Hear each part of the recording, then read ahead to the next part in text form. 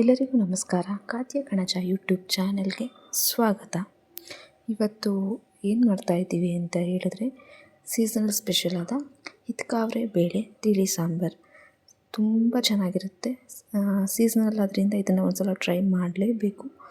ಇದು ಮಾಡೋದಕ್ಕೆ ಏನೇನು ಐಟಮ್ಸ್ ಬೇಕು ಅಂತ ಇವಾಗ ನೋಡೋಣ. 1 ಕಪ್ ಹಿತ್ಕಾವ್ರೆ ಬೇಳೆ, 1 ಕಪ್ ಟೊಮೊಟೊ, 1 ಕಪ್ಪು ಈರುಳ್ಳಿ, ಸ್ವಲ್ಪ ಕಟ್ ಮಾಡಿರೋವಂಥ ಕೊತ್ತಂಬರಿ ಸೊಪ್ಪು, ಸ್ವಲ್ಪ 2 ಸ್ಪೂನ್ ಖಾರದ ಪುಡಿ, ಒಗ್ಗರಣೆಗೆ ಒಣಮೆಣಸಿನ್ಕಾಯಿ, ಬೆಳ್ಳುಳ್ಳಿ, ಉಪ್ಪು, ಸಾಸಿವೆ, ಜೀರಿಗೆ, ಇಂಗು. ಇಷ್ಟಿದ್ರೆ ಈಸಿಯಾಗಿ ತಿಳಿ ಸಾಂಬಾರು ಮಾಡ್ಬೋದು.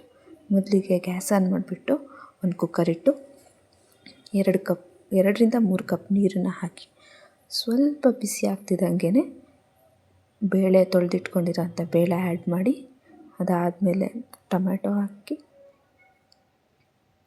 ಟೊಮೆಟೊ ಆದಮೇಲೆ ಈರುಳ್ಳಿನ ಆ್ಯಡ್ ಮಾಡಿ ಕಟ್ ಮಾಡಿರೋವಂಥದ್ದು.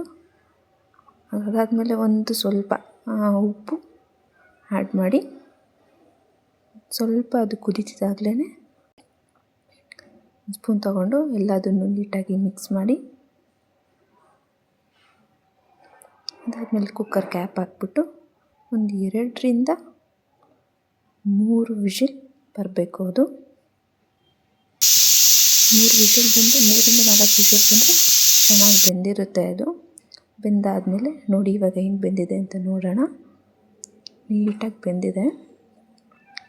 ಸ್ವಲ್ಪ ಬ್ಲೆಂಡರಲ್ಲಿ ನೀಟಾಗಿ ಬ್ಲೆಂಡ್ ಮಾಡಿಬಿಟ್ಟು ಅದಾದಮೇಲೆ 2 ಸ್ಪೂನು ಸಾಂಬಾರು ಪುಡಿನ ಆ್ಯಡ್ ಮಾಡಿ, ಸಾಂಬಾರು ಪುಡಿ ನಿಮ್ಮದು ಖಾರ ಎಷ್ಟಿರುತ್ತೋ ಅದ್ರ ಪ್ರಕಾರನ ಸಾಂಬಾರು ಪುಡಿನ ಆ್ಯಡ್ ಮಾಡ್ಕೊಬೋದು. ಸ್ವಲ್ಪ ನೀಟಾಗಿ ಮಿಕ್ಸ್ ಮಾಡಿಬಿಟ್ಟು ಅದಾದಮೇಲೆ ಬೇಯ್ತಿರುವಾಗಲೇ ಕೊತ್ತಂಬರಿ ಸೊಪ್ಪನ್ನು ಆ್ಯಡ್ ಮಾಡಿ ಒಗ್ಗರಣೆ ಮಾಡೋಣ. ಇವಾಗ ಸ್ವಲ್ಪ ಕಾದಿರೋವಂಥ ಬಾಣಲಿಗೆ ಎಣ್ಣೆ, ಸಾಸಿವೆ, ಜೀರಿಗೆ,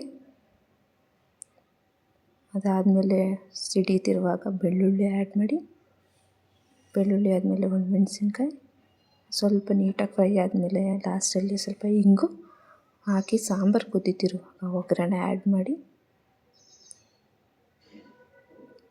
ಇವಾಗ ನೋಡ್ತಿರ್ಬೋದು ತುಂಬ ರುಚಿಕರವಾದ ಹಿತ್ಕಾವ್ರೆ ಬೇಳೆ ತಿಳಿ ಸಾಂಬಾರು ಚೆನ್ನಾಗಿರುತ್ತೆ. ಅದನ್ನು ಸ್ವಲ್ಪ ಒಂದು 5 ರಿಂದ 10 ನಿಮಿಷ ಚೆನ್ನಾಗಿ ಕುದಿಯೋಕ್ಕೆ ಬಿಡಬೇಕು. ಒಗ್ಗರಣೆ ಎಲ್ಲ ಸಾಂಬಾರಿಗೆ ಹಿಡಿಬೇಕು.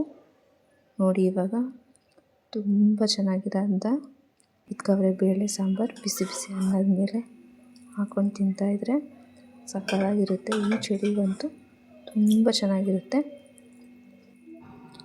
ಹೀಗೆ ಒಳ್ಳೊಳ್ಳೆ ವಿಡಿಯೋಗಳು ಬೇಕು ಅಂತಂದರೆ ಪ್ಲೀಸ್ ಫಾಲೋ ಮಾಡಿ, ಸಬ್ಸ್ಕ್ರೈಬ್ ಮಾಡಿ ಕಾತ್ಯ ಕಣಜ ಯೂಟ್ಯೂಬ್ ಚಾನಲ್. Thank you.